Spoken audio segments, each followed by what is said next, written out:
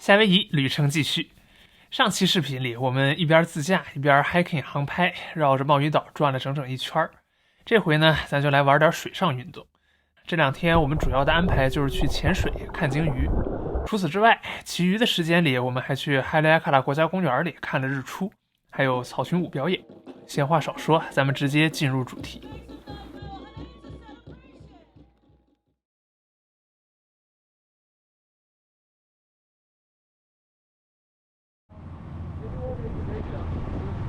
要问我们对这次夏威夷旅游最期待的是什么？那答案毫无疑问是浮潜。今天我们的目的地就是这座小岛，浮潜圣地 Molokini。去 Molokini 的船单程大概要开1个多小时。这期间呢，我们就在船上做准备，比如说擦擦防晒霜，试戴一下潜水面罩，然后看看潜水镜的度数合不合适，最后再自拍2张。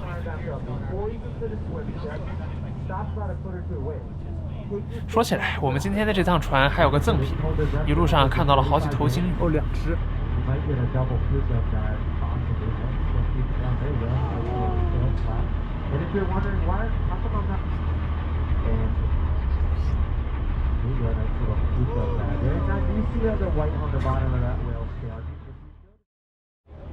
和夏威夷其他岛一样 ，Molokini 也是一座火山，不过大部分都在水下，水面上只露出了一点儿。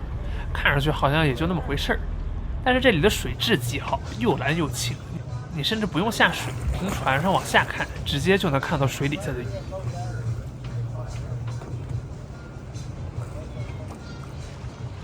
哎，说到这儿，气氛也到位了，那是不是就该直接下去了？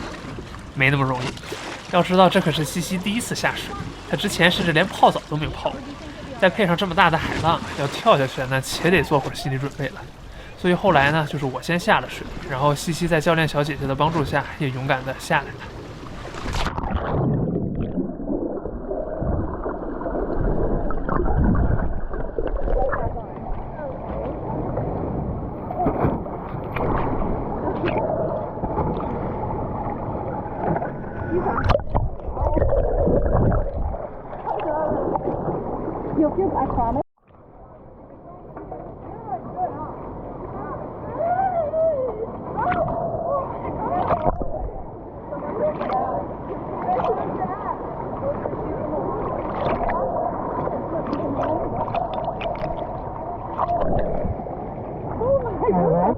可能是船长特意挑的地方吧，光是我们的船周围就有大片大片的成群的小黑鱼，所以你即使不会游泳，一样可以感受到被鱼群包围的感觉。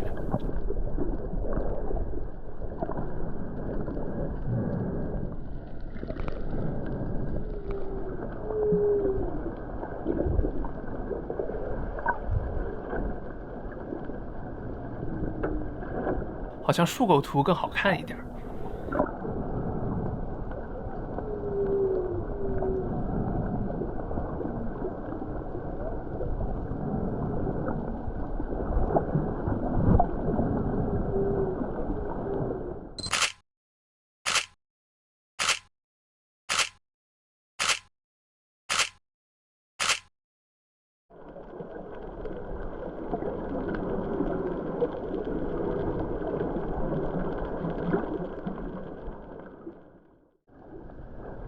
西西那边跟着教练姐姐比跟着我靠谱，所以后来我就自己游到离岸边更近的潜水区。在这边呢，看着那是满眼的海胆和珊瑚，还有快10几种热带鱼。这个时候我才真正的感受到水下的世界有多丰富多彩。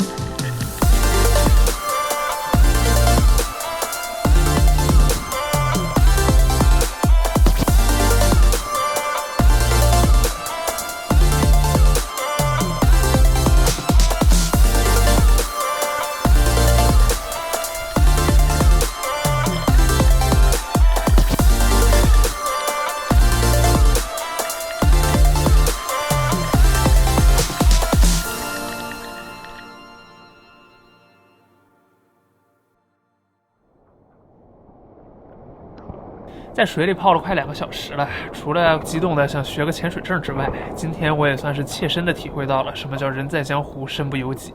就比如我眼前的这几条鱼，本来游得好好的，突然就被一个浪推出去几米，然后又一下被拉回来，完全不受自己控制。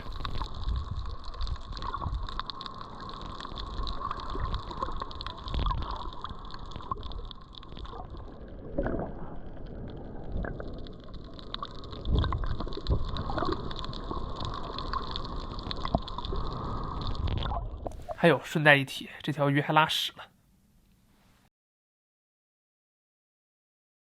没录呢，重新来。我今天在水里泡久了。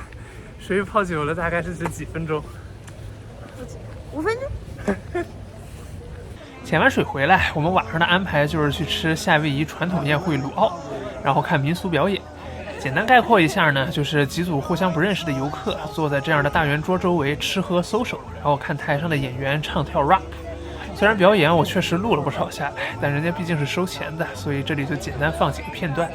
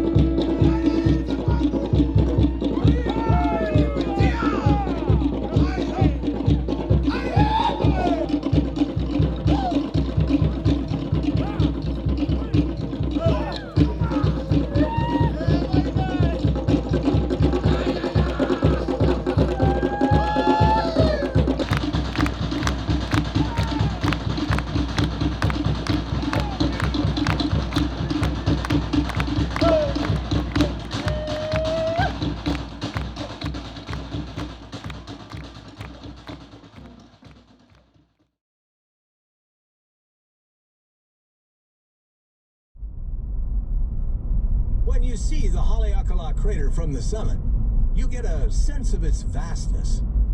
In fact, the crater is so large and deep that you can fit the entire island of Manhattan inside it. 听着这熟悉的声音，沙卡大叔又重出江湖了。这会儿我们正在去哈利埃卡拉火山山顶看日出的路上。虽然现在看路上是一辆车也没有，但其实山顶的停车场都快满了，甚至还有3、4辆旅游团的大巴。为了避开人群，我们下了车就赶紧跑去第一天踩过点的观景台。等到了地方，正好天也要亮了。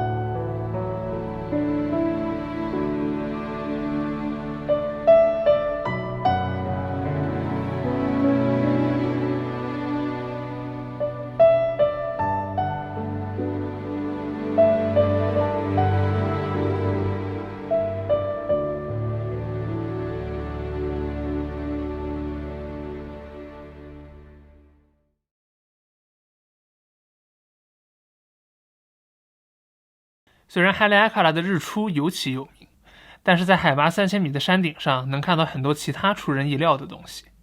比如说这段岩石里右上角的山其实就是大岛上的 Mauna Kea， 等太阳完全升起来了，还可以清楚地辨认出大岛上的其他几座山。更神奇的是背对太阳的方向，我们当时花了好一会儿才意识到，这个移动的三角形的影子其实就是整座火山的影子。日出之后的故事就简单了，在国家公园里当然要 hiking。 哈利埃卡拉最有名的就是这条 Sliding Sand Trail， 从山顶能一直走进火山口内部，但由于时间关系，我们只能走其中的一小段。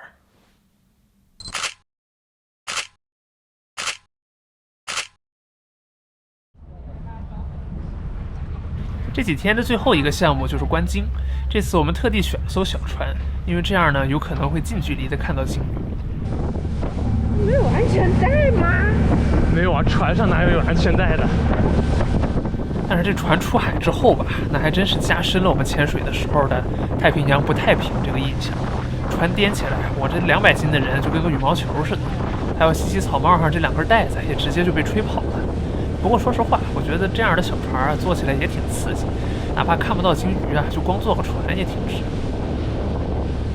当然看不到鲸鱼是不可能的，夏威夷是座头鲸的繁殖地，他们每年冬天专门从阿拉斯加跑过来求偶繁殖，所以这2个小时我们看到了不下20头鲸，而且个个都很活跃。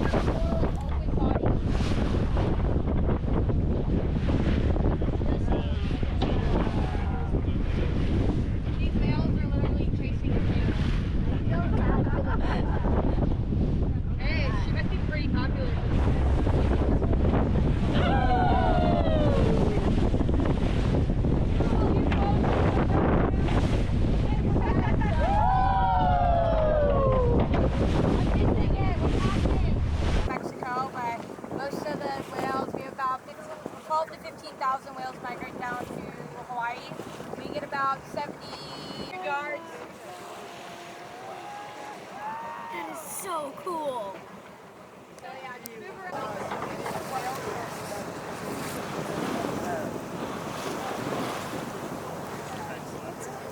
their tail good enough, you can see barnacles.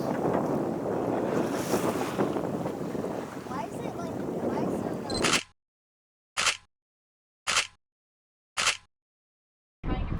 看完鲸鱼，这次的夏威夷旅行就接近尾声了。如果要问我们的感想的话，那就是没玩过瘾，还想来。没错，回程的飞机上我们就已经在查大岛的攻略了，所以过段时间咱们大岛见。